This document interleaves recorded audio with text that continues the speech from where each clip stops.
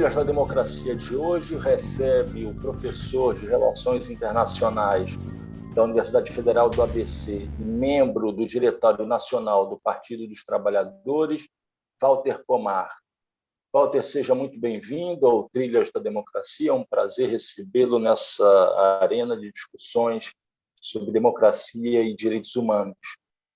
Eu começaria já te convidando a fazer uma análise dessa conjuntura que se inicia no dia 8 de março, com a decisão do ministro do STF, Edson Fachin, em relação à anulação das condenações do presidente Lula nos marcos da Operação Lava Jato, nos processos de Sérgio Moro. 13 de abril, com a criação da CPI no Senado, e também a primeira grande manifestação de caráter nacional contra Bolsonaro. Então, você com a palavra, por favor. Bom, primeiro cumprimentar você, Marco Mondaini, cumprimentar também a quem estiver acompanhando o programa. Deixa eu voltar um pouco no tempo para situar a atual conjuntura, né? O golpe foi em 2016, o golpe contra a presidenta Dilma. O Lula foi preso em 2018, depois interditada a candidatura dele. A eleição de Bolsonaro também foi em 2018. Já são aí 30 meses de governo, 2 anos e alguma coisa. Nos primeiros 14 meses do governo Bolsonaro, antes da pandemia, ele já mostrou a que veio: uma política externa submissa aos Estados Unidos, um ataque permanente contra os direitos sociais, ameaças crescentes às liberdades democráticas e um desenvolvimento em direção ao passado, né, ao Brasil dos anos 20, a um Brasil primário exportador, onde, não por coincidência, a questão social era caso de polícia.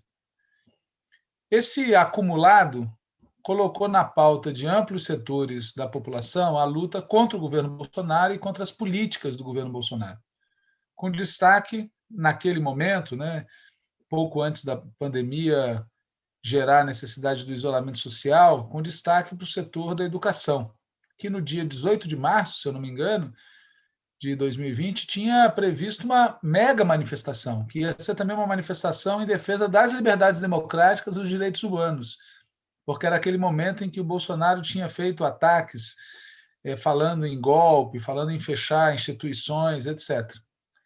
Agora, esse acumulado de coisas que o governo Bolsonaro fez desde o início também colocou cunhas, também gerou atritos, também gerou divisões na frente que originalmente apoiou o golpe de 2016. Aquela frente composta por partidos de direita, que eu chamo de direita gourmet, né, que imaginavam que iam ser os beneficiários do golpe, mas acabaram sendo atropelados pelo Bolsonaro e, mesmo assim, ou escolheram o Bolsonaro no segundo turno, ou lavaram as mãos, né? Votaram branco, votaram nulo, se ausentaram do processo. Então, era esse o contexto que a gente estava quando veio a pandemia, né? Um contexto em que estava tendo divisão do lado de lá e um contexto em que o lado de cá estava começando a conseguir se mobilizar com mais intensidade. Aí veio a pandemia. Se a pandemia não tivesse existido, talvez Bolsonaro tivesse o seu destino traçado no ano de 2020. Nesse sentido, a pandemia foi muito útil para ele, né? A pandemia reduziu drasticamente as mobilizações de rua por parte da esquerda, por parte daqueles setores da população que levaram a sério a necessidade do isolamento social, que tiveram condições de praticar o isolamento social, né?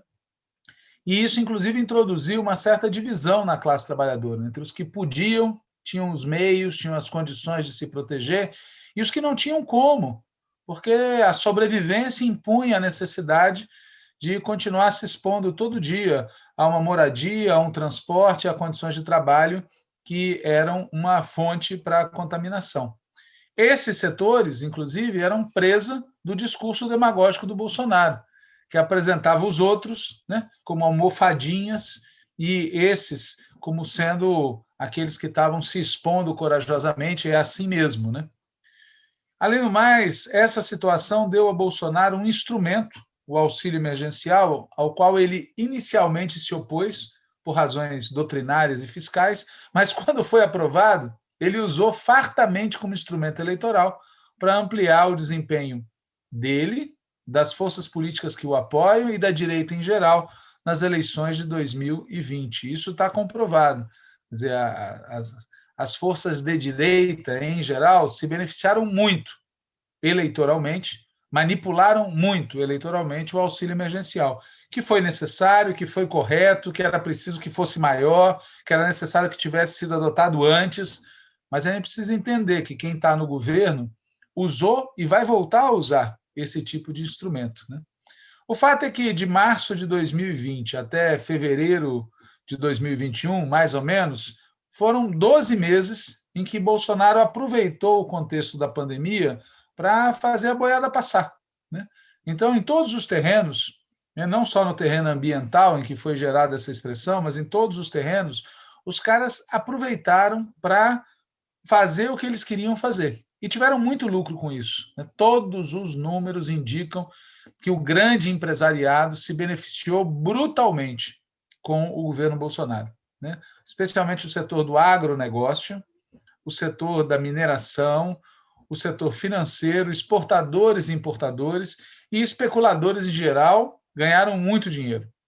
Acho que Isso tem dois dados, Walter, que ilustram isso. Primeiro, que o agronegócio chegou a corresponder a 26% do PIB nacional. Né? Um quarto do PIB nacional hoje é produzido pelo agronegócio. E o segundo, os dados referentes à concentração de renda. 1% da população, 1% dos mais ricos controlam 50% da riqueza nacional. Né? Dados referentes ao ano de 2020, exatamente. Não, é brutal e mostra como para o grande empresariado brasileiro o mercado consumidor ser reduzido, o povo perder capacidade de consumir, não é um problema. Eles ganham com a concentração de renda, eles ganham com os salários baixos, eles ganham quando o câmbio não está bom para o país, eles ganham, eles ganham com as altas taxas de juros. Quer dizer, o Brasil é uma máquina de fazer lucro para uma minoria da população e uma máquina de causar sofrimento para a maioria do povo brasileiro, isso há muito tempo. O fato é que esses 12 meses da pandemia, seja por razões sanitárias, seja por razões sociais, seja por razões econômicas, e eu queria destacar as razões sociais, o desemprego, né? A gente teve um crescimento do desemprego brutal.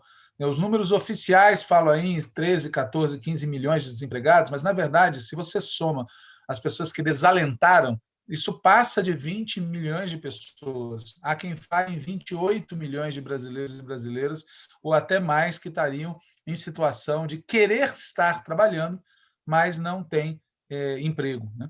O fato é que, então, todo esse conjunto dessa obra aumentou os conflitos entre Bolsonaro e os setores democráticos, populares de esquerda. E também aumentou, por outros motivos, as contradições do lado de lá. Exemplo disso foi a disputa travada exatamente no final de 2020, início de 2021, entre Baleia Rossi e Arthur Lira, ambos golpistas, ambos aplaudindo a condenação, prisão e interdição da candidatura do Lula. Ambos, no segundo turno, tiveram junto com Bolsonaro. Ambos apoiam o programa de Bolsonaro, mas conflito entre eles. Né?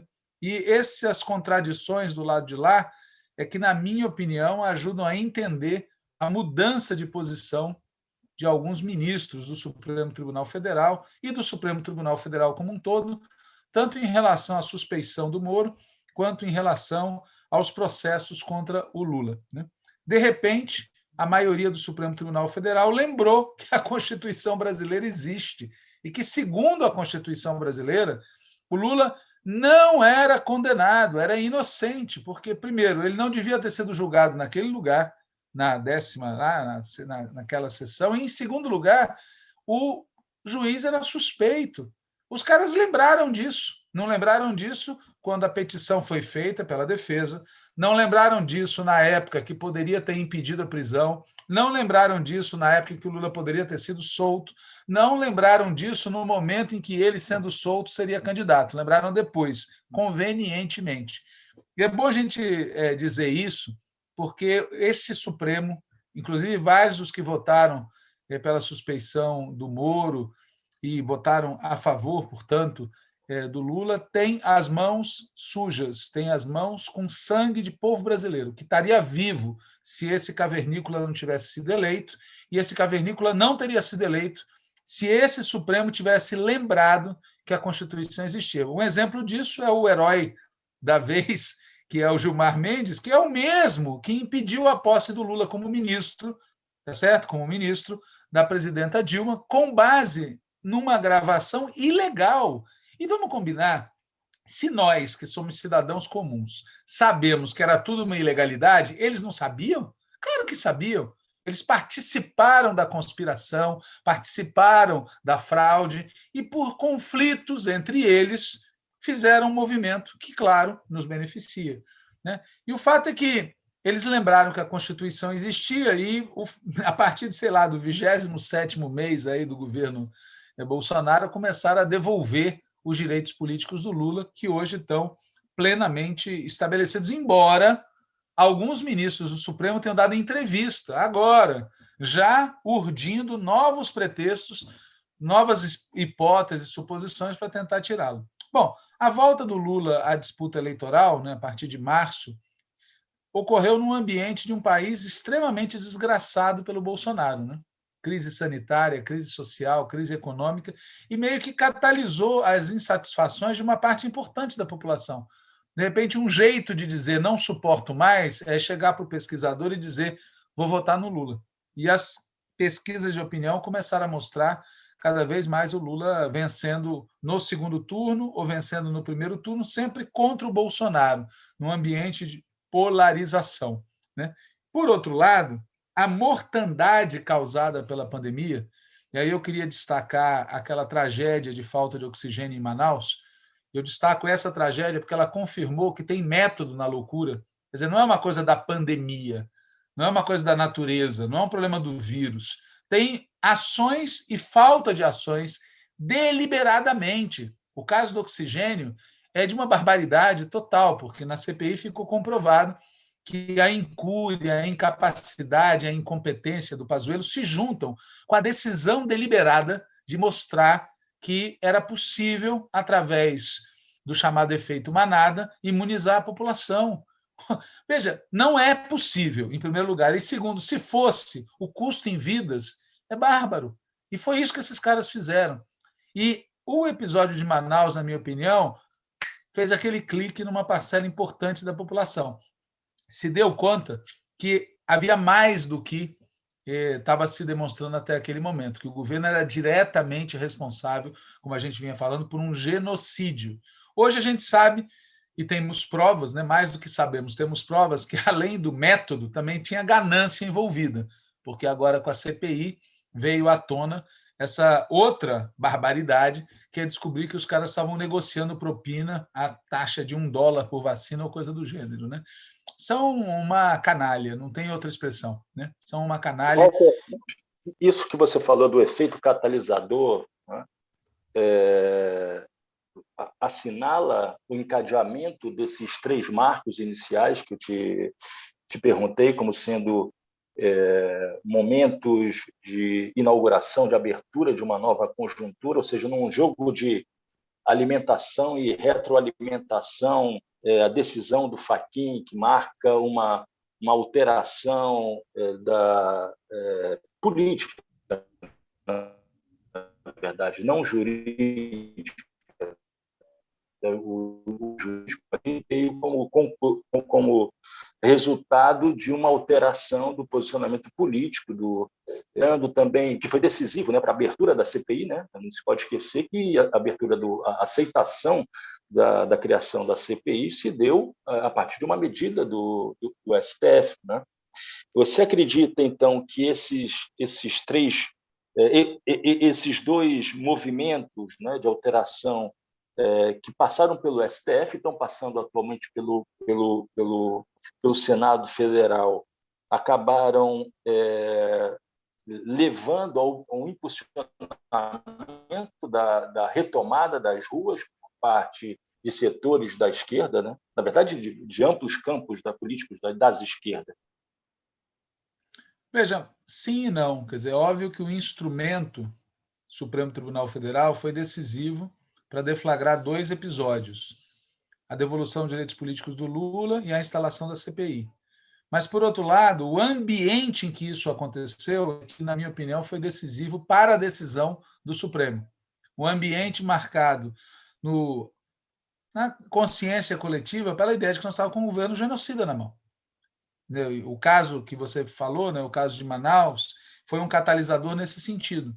Quer dizer, aquele mal-estar difuso, na minha opinião, ali ganhou corpo e se tornou necessário fazer alguma coisa. E, ao lado disso, o Bolsonaro fazendo as suas pressões em sentido inverso, também empurraram um pedaço da direita gourmet, que está no parlamento, que está no Supremo, que está nos meios de comunicação, a tentar fazer alguma coisa, porque o ambiente estava degenerando perigosamente. Agora, o fato novo, na minha opinião, dessa conjuntura, não é o do 8 de março, não é o do 14 de abril. O fato novo, do meu ponto de vista, é o 29 de maio, porque isso coloca nas ruas um outro setor social, que estava até o momento recolhido. Então, é isso que eu acho que houve um movimento combinado, você tem razão nisso, que acabou levando o medo a se transformar em raiva. E eu acho que é isso que, inclusive, é o traço que vai ser cada vez mais constante.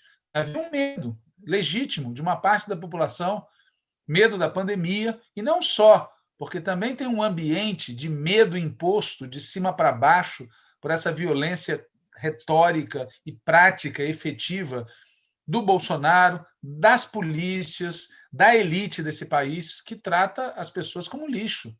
O que mais me assusta nesse processo é confirmar aquilo que a gente percebia, né? Assim, a elite brasileira trata o povo brasileiro como lixo, como descartáveis, O que a pandemia mostrou é isso em curto prazo de tempo. A gente vive num país em que a maior parte da população não tem acesso a saneamento.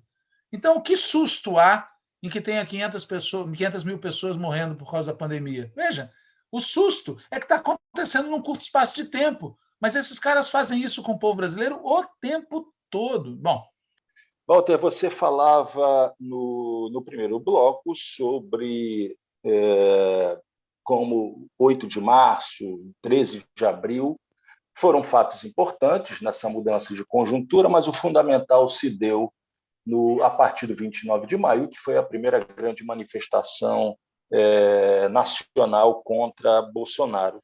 E a pergunta que eu te faço agora, o convite que eu te faço à reflexão agora é exatamente esse, né? Quais são os caminhos sociais que o campo democrático, as esquerdas, devem seguir para além das lutas institucionais? Esse perfil das manifestações deve ser mantido, deve ser ampliado? Como conjugar a preocupação que ainda deve existir, né, de ir para as ruas, né, de se misturar nas manifestações, ainda com cuidado, com a exigência de retirada de pressão, por exemplo, pelo impeachment ainda esse ano? então, veja, a partir agora de abril, a gente passou a ter 2 polos, né? Você tem a CPI da Covid no Senado, onde a direita gourmet tem hegemonia em aliança com a esquerda. É importante lembrar disso, ou seja, na CPI, quem estabelece o ritmo, até onde vai, etc., é a direita gourmet, que em alguma medida tem seus interesses distintos da esquerda. E tem o outro polo, que vai se confirmar a partir de 29 de maio, né? Que é a das ruas, a da esquerda, da mobilização de rua. Essa é a conjuntura em que a gente está, tem esses dois polos. Em que ambiente isso ocorre? Primeiro, uma situação sanitária que segue horrorosa, e se o Bolsonaro não cair, ela pode piorar muito antes de melhorar. Segundo, uma situação social que segue horrorosa, e se Bolsonaro não cair, vai piorar mesmo que a economia pareça bem. Já dizia o Médici, né? A economia vai bem, o povo vai mal. Né? Nós estamos de volta a essa situação. A situação macroeconômica segue voltando para o passado primário exportador. E esse é um elemento chave para a gente pensar o que vai ser o país no dia seguinte, né, de como reindustrializar o país. E por causa disso tudo, a situação política está se agravando muito. Em condições normais, a gente ia esperar as eleições, né? A gente ia esperar até 2022 para aí decidir quem vai governar o país. Só que o país não vai suportar até o final do ano que vem. Essa é minha impressão, ou seja, com essa situação sanitária, com essa situação social, com essa situação econômica e com essa conflitividade, com esse estilo do governo Bolsonaro, que fazendo merda ele dobra a aposta, sendo desmascarado ele ataca, o resultado é que algum desenlace vai ter que ocorrer. O que a gente, na minha opinião, não deve permitir? O que a gente deve fazer? O que a gente deve buscar? Primeiro, a gente não deve permitir que esse governo continue. É inacreditável com todo esse que ele tenha continuidade. Ele não tem legitimidade. É um governo que é produto de uma fraude que provocou um genocídio sanitário e de empregos no país e que está destruindo uma série de condições decentes de vida no país. Esse governo não tem legitimidade. Segundo, nós não podemos permitir que o Bolsonaro caia, mas continue o bolsonarismo, que é o plano B de alguns setores já. Quer dizer, se inviabilizada a continuidade do Bolsonaro, que entre Mourão e siga a vida, porque, na verdade, a espinha dorsal desse governo é o Partido Militar. Quer dizer, o Bolsonaro ele é um personagem grotesco, mas a gente não pode fulanizar. Né? Não podemos achar que o problema é o cara. Não, não é. O problema é o conjunto das forças que o apoiam. Empresários, meios de comunicação, setores da mídia, cúpulas de igrejas que são, na verdade, projetos empresariais, o partido militar, incluindo aí as polícias, as milícias, essa extrema-direita. Né? E, além de não fulanizar, a gente não pode achar que o problema do cara é a corrupção. Né? A corrupção é uma espécie de bônus, né? Entre aspas. O problema do cara é o entreguismo, é o neoliberalismo, é o neofascismo, que, óbvio, vem junto com corrupção, sempre vem, sempre vem. Né? É o conjunto da obra e é o conjunto da quadrilha que a gente deve buscar tirar. A única saída democrática que eu vejo é impeachment com antecipação das eleições. Mas, para isso, tem dois desafios, na minha opinião. O primeiro é continuar as mobilizações. Existe justificativa para fazer isso. Quer dizer, o governo é mais perigoso que o vírus, como estava naquele cartaz lá de uma colombiana. Este governo é mais perigoso que o vírus, além de ser o maior aliado do vírus. E, em segundo lugar, tem que colocar o povão na rua, porque as manifestações ainda são manifestações de uma vanguarda, não são ainda manifestações de massa. E temos que criar um ambiente que force o Congresso, force a CPI a não só inscrever o impeachment nas suas decisões, mas force o Arthur Lira a colocar para tramitar. Certamente haverá quem busque, de novo no Supremo Tribunal Federal, uma medida que obrigue o Arthur Lira a colocar a questão em votação. Porque, veja, o Arthur Lira não decide o impeachment, ele decide que inicia a tramitação. O Rodrigo Maia, que virou oposicionista depois que perdeu a eleição da presidência da Câmara, não fez isso. Tinha dezenas de pedidos lá e ele não fez. E o Arthur Lira, por outros motivos, não quer fazer, porque a lógica do Centrão é se aproveitar do enfraquecimento do Bolsonaro para conseguir mais recursos. E, aliás, esse é um aspecto da conjuntura que tem que ser destacado. Tem um pedaço da direita que considera que não dá para aceitar uma polarização Lula e Bolsonaro. E, por isso, um dos dois tem que sair.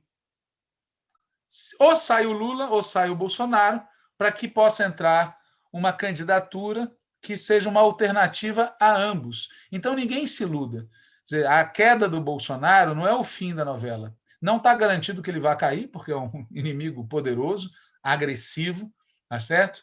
Mas é evidente que tem um setor da direita que está trabalhando com a hipótese ou de enfraquecê-lo muito ou de derrubá-lo, mas não é na expectativa de ajudar a esquerda, é na expectativa de abrir caminho para uma candidatura de terceira via. E o único jeito de lidar com isso é mobilização popular e construir uma frente de esquerda. Até porque a herança do bolsonarismo ela só pode ser desfeita pela esquerda, na minha opinião.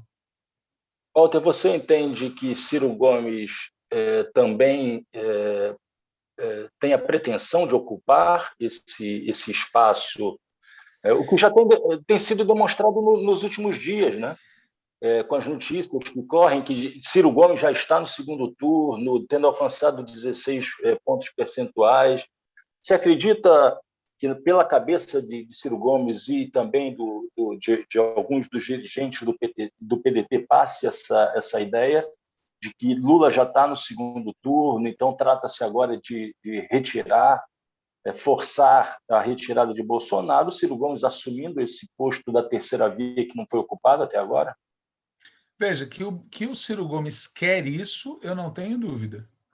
Ele quereria isso contra Bolsonaro, quereria isso contra Lula, ele quereria isso contra qualquer um, porque aquilo é um homem com uma ideia na cabeça, né? Ele quer ser presidente da República.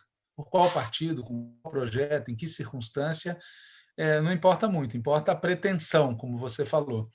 Agora, será que ele será o candidato ideal para essas forças que estão buscando construir uma alternativa a Bolsonaro na expectativa de derrotar Lula? Não sei dizer. Eu acho que é cedo para dizer isso. Eu sei que ele está fazendo de tudo para ser este candidato, inclusive contando com o apoio do João Santana, aquele, tá certo? Aquele que já colocou o nosso Ciro Gomes com flores na mão, com Bíblia na mão, ou seja, está construindo um personagem, está construindo um personagem. Agora, o fato é que o Ciro Gomes tem um projeto para o país que eu não me iludo, é um projeto autoritário, é um projeto em que povo organizado, esquerda e oposição vão ser tratados na mão dura. É bom a gente ter claro isso, porque muita gente se ilude. E não é por conta do passado do Bolsonaro, do Ciro Gomes, que não o recomenda, por sinal. É por conta do que ele vem falando, do que ele vem defendendo. A maneira como ele trata a esquerda deixa bem claro que tipo de lugar ele vê para ele próprio na luta política nacional. Então, mais um motivo para, além de mobilizar, além de colocar o povão da periferia, a classe trabalhadora na rua, é preciso construir uma frente de esquerda. Nós temos que ter uma força política no país disposta a desfazer o teto de gastos, desfazer a autonomia do Banco Central, recuperar o pré-sal para o povo brasileiro, ampliar decididamente os recursos para a área social, gerar empregos, ter uma política de desenvolvimento com igualdade, acabar com essa situação de primária exportação. E eu não vejo outro caminho que não pela esquerda. Não há um caminho pelo centro, pela centro-direita ou pela direita capaz de atender às necessidades do povo brasileiro. Walter, que a frente de esquerda é necessária, creio que não haja dúvidas, mas ela é suficiente para derrotar não apenas Bolsonaro, mas para derrotar o bolsonarismo? Veja, a questão tem que ser posta da seguinte forma: nós vamos derrotar o bolsonarismo em aliança com os setores de direita? Se é essa a ideia, qual é o programa dessa aliança? Porque uma coisa é, no segundo turno, você receber apoios eleitorais de eleitores que, no primeiro turno, votaram em candidaturas de centro e direita e, no segundo turno, escolhem votar contra o Bolsonaro. Outra coisa é compor uma frente orgânica em torno de uma plataforma. E eu lhe pergunto, por qual motivo aqueles que apoiaram as medidas da Ponte para o Futuro do Temer e apoiaram as medidas do Guedes vão defender um programa que rompa com tudo isso? Não vão. Então, o desafio, se não se quer apenas vencer eleições, mas sim, se o objetivo é reconstruir o país, transformar o país, melhorar efetivamente a vida do povo brasileiro, o desafio é conquistar a maioria com nossa força. Aliás, o que o Bolsonaro fez? No primeiro turno e no segundo turno, ele não cedeu no seu programa.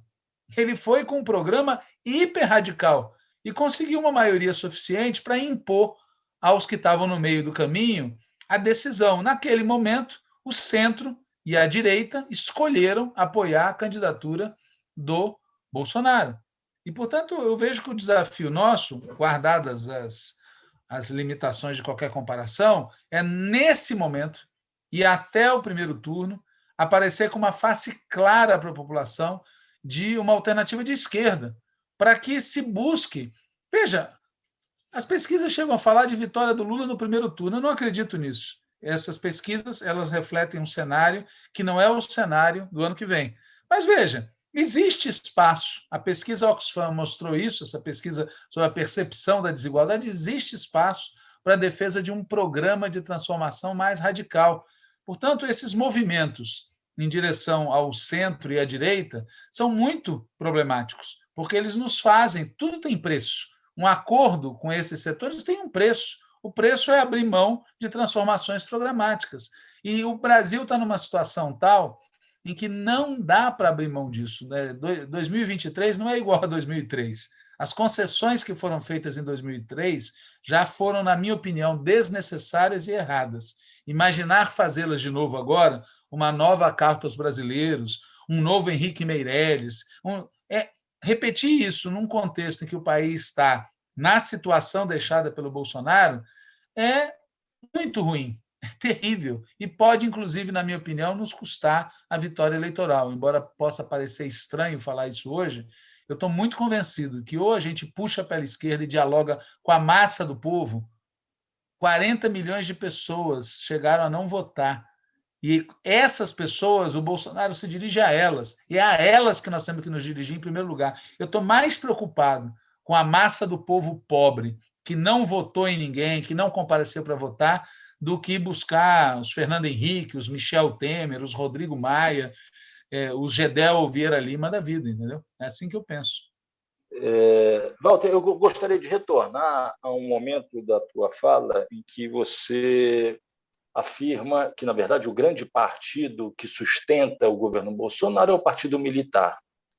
E, nesse momento da tua fala, você fez referência não apenas aos militares, às Forças Armadas, mas também às polícias.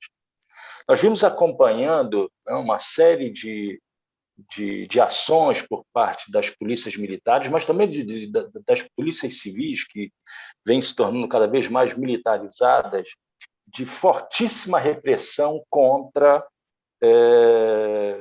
moradores de periferias, né, de favelas, etc. Acaba de acontecer mais uma chacina em Tabatinga, como reação à morte de um sargento da Polícia Militar, né? Mas também nós assistimos aqui no Recife a repressão bárbara que foi feita pela Polícia Militar, pelo Batalhão de Choque, no dia 29 de maio, em que duas pessoas que não faziam parte da manifestação tiveram seus olhos arrancados por balas de borracha, além do caso da vereadora Liana Cirlins, do PT, que tomou um jato de spray de pimenta diretamente no rosto.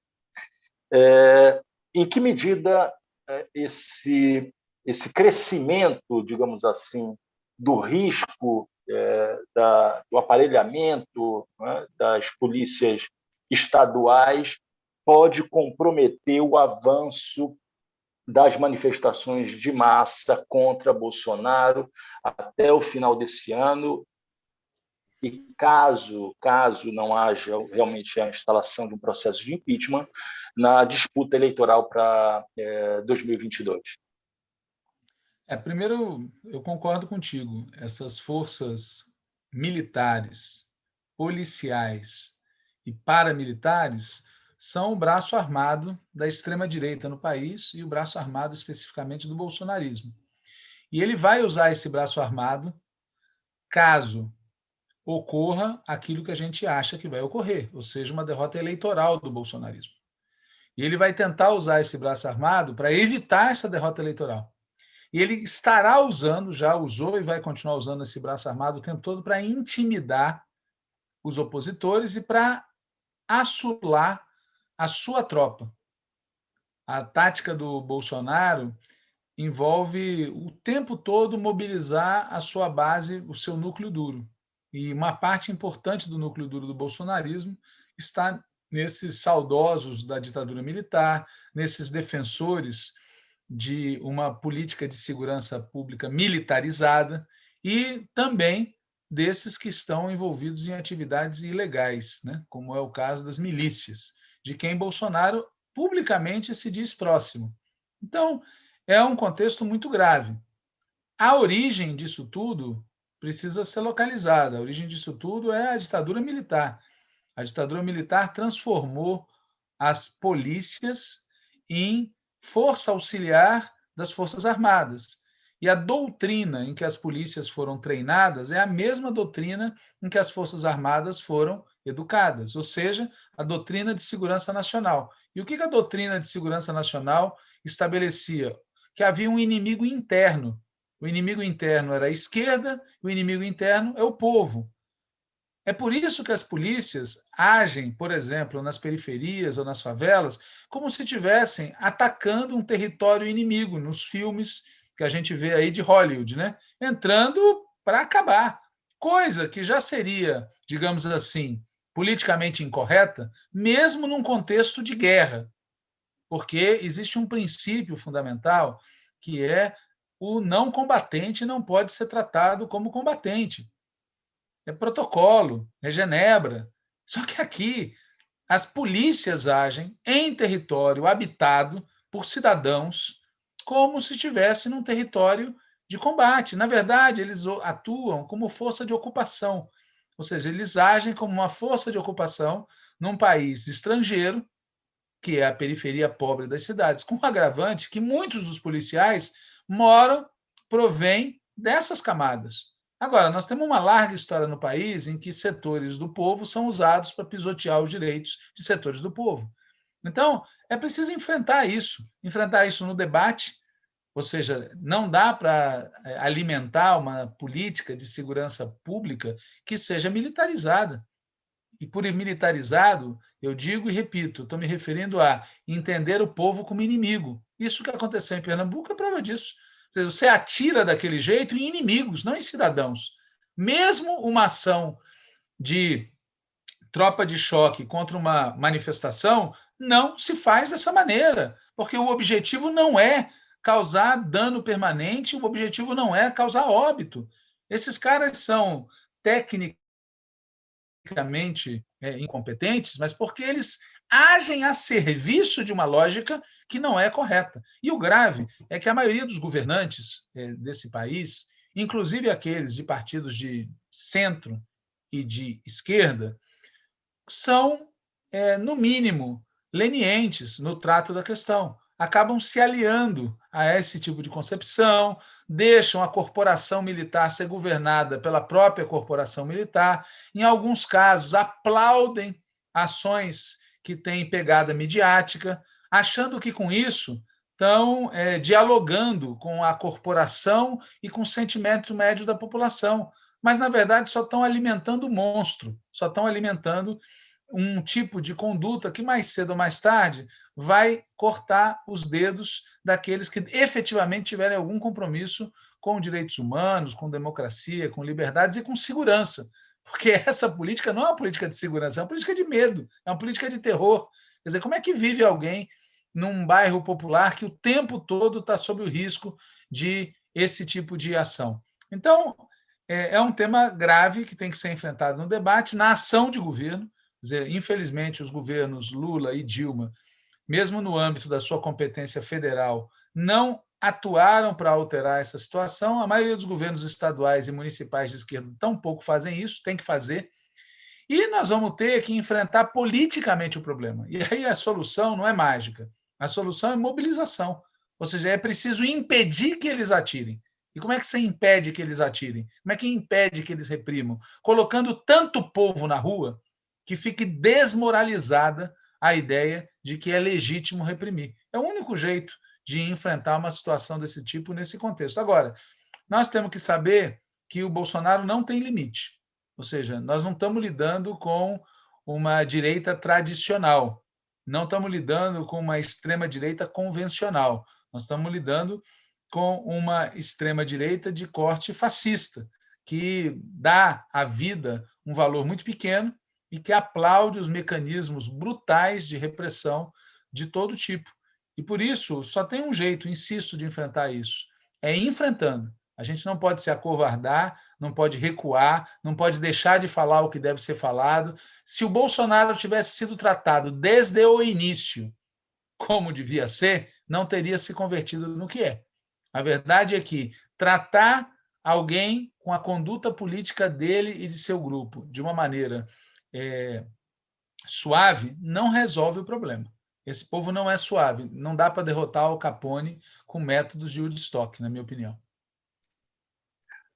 Muito obrigado, Walter Pomar, professor de Relações Internacionais da Universidade Federal do ABC e membro do Diretório Nacional do Partido dos Trabalhadores. E o Trias da Democracia volta na próxima semana, sempre debatendo a democracia e os direitos humanos. Até lá.